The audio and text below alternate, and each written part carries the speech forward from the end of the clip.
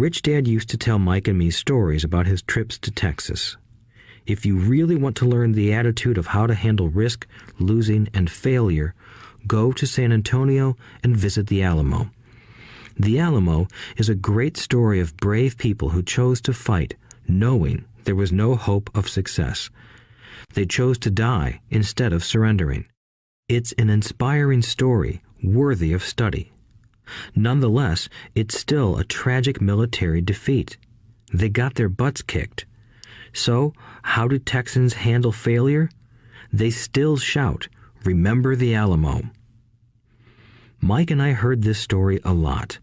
He always told us this story when he was about to go into a big deal and he was nervous. After he had done all his due diligence and it was time to put up or shut up, he told us this story.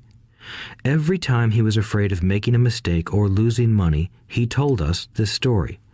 It gave him strength, for it reminded him that he could always turn a financial loss into a financial win.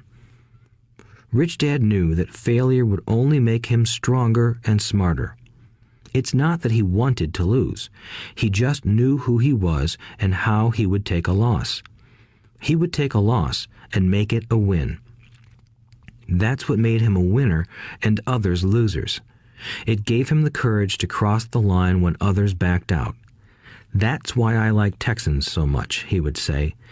"They took a great failure and turned it into inspiration, as well as a tourist destination that makes them millions."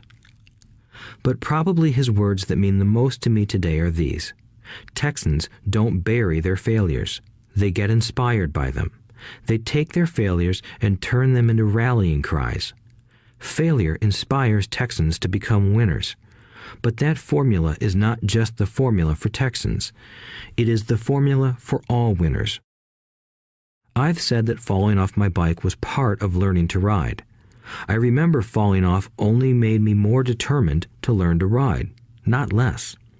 I also said that I have never met a golfer who has never lost a ball.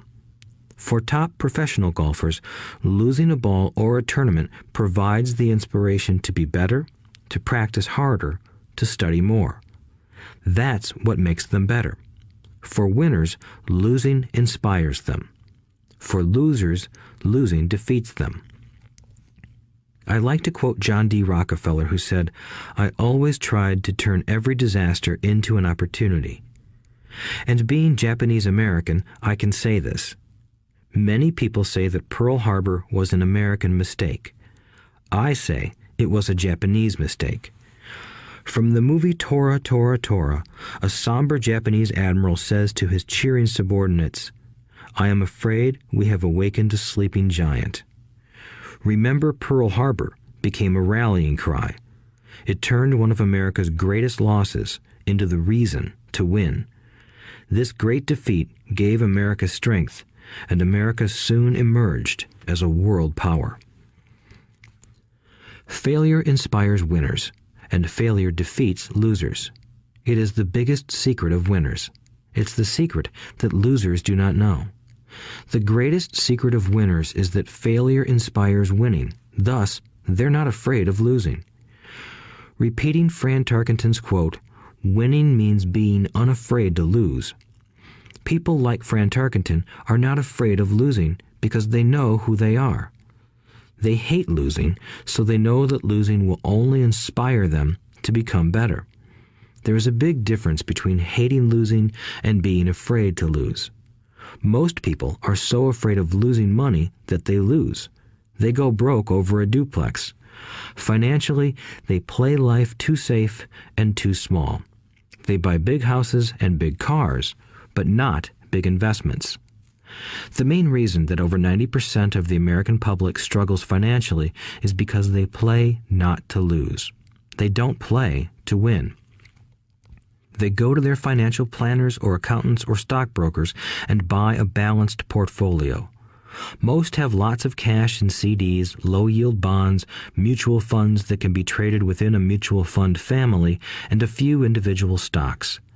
It is a safe and sensible portfolio, but it is not a winning portfolio.